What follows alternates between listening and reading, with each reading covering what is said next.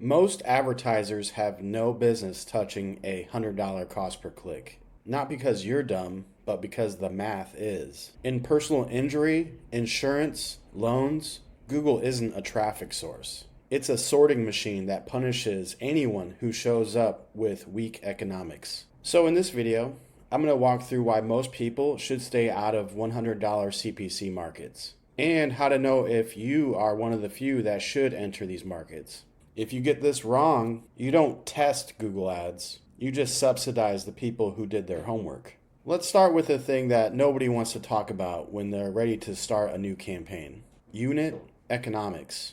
If we can't make the math work on paper, nothing you do in the interface will save you. Now, pretend you're in a personal injury niche, paying $100 per click.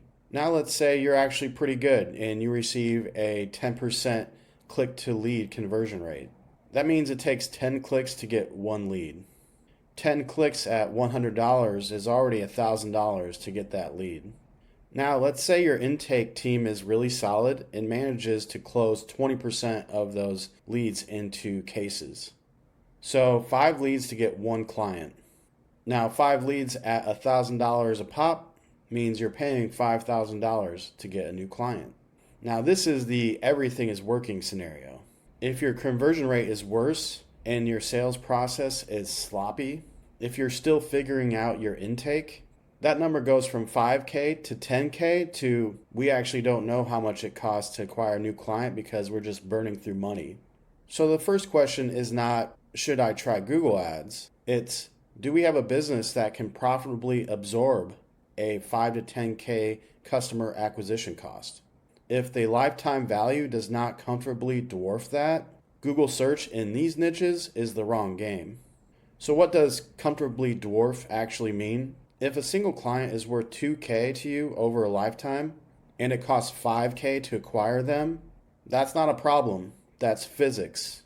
Now, in certain industries like personal injury, insurance, and loans, it's normal for a single client to be worth tens of thousands, sometimes hundreds of thousands over the full relationship. That's why they can pay $100 per click and not freak out. If your average client value is low, your margins are tight, and you need cheap leads just to break even, you are stepping into a cage match with people who can lose more per day than you can lose in a single month and still sleep fine. So the first filter is simple.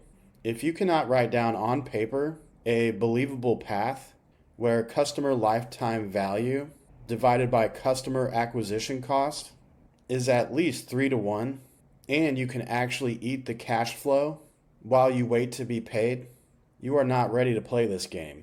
The next thing that kills businesses in high CPC markets isn't targeting, it's sales.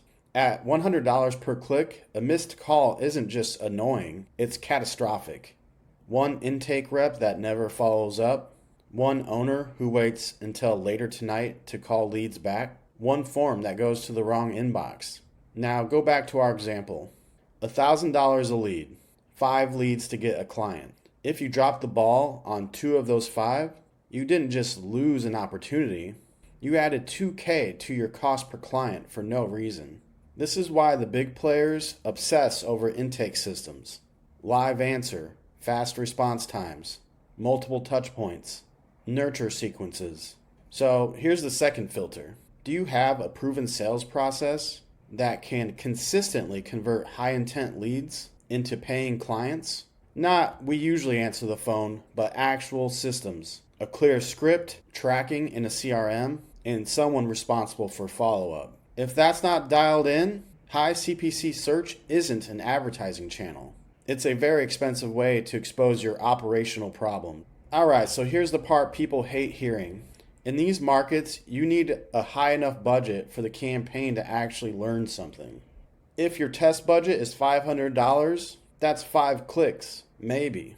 You can't judge anything off of 5 clicks. Not your keywords, not your ads, not your landing pages, nothing. You need enough budget to get through at least a handful of real leads, and ideally a few signed clients, before you decide whether Google Ads is working. In practice, that often means being willing to invest a few months of spend at a level that feels uncomfortable. If you cannot afford to lose your first month's budget while you're dialing in tracking, keywords, and the landing page, you are not ready. That doesn't mean you're a bad business. It means you should be using cheaper channels first to tighten your funnel before you walk into a $100 CPC arena. So the third filter, are you genuinely prepared financially and emotionally to invest enough to get statistically meaningful data? If the honest answer is no, then don't let fear of missing out push you into Google just because your competitors are doing it. Even if your lifetime value is high, if your margins are razor thin, search can still bury you. Think of all the mouths to feed. Ad spend, staff, rent, software, your time. If your gross margin after delivering the service is weak, you won't have enough room to spend aggressively and then reinvest. The big players in these niches aren't just charging more. They've designed their offer and operations so there's plenty of margin left after the work is done. Now we're on to the fourth filter. After you subtract the cost of actually doing the work for the client, is there enough profit left to cover a 5 to 10K customer acquisition cost and still feel good about it?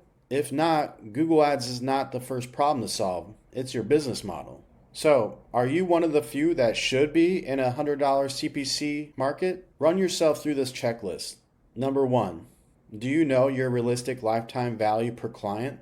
Not just the invoice on day 1. Number 2, can you survive paying 5 to 10K to acquire a new client and still have healthy profit left over? Number 3, do you have a sales and intake process that already works on cheaper leads? Phone gets answered, follow-up happens, people actually close. Number 4, can you commit enough budget and time to get past the random noise phase and into real optimization? Number 5, do you have the stomach to watch a couple months of spend behave like tuition while you and the algorithm figure each other out? Now, if you can't answer yes to most of that, you probably shouldn't be in these auctions yet. That doesn't mean you'll never be ready.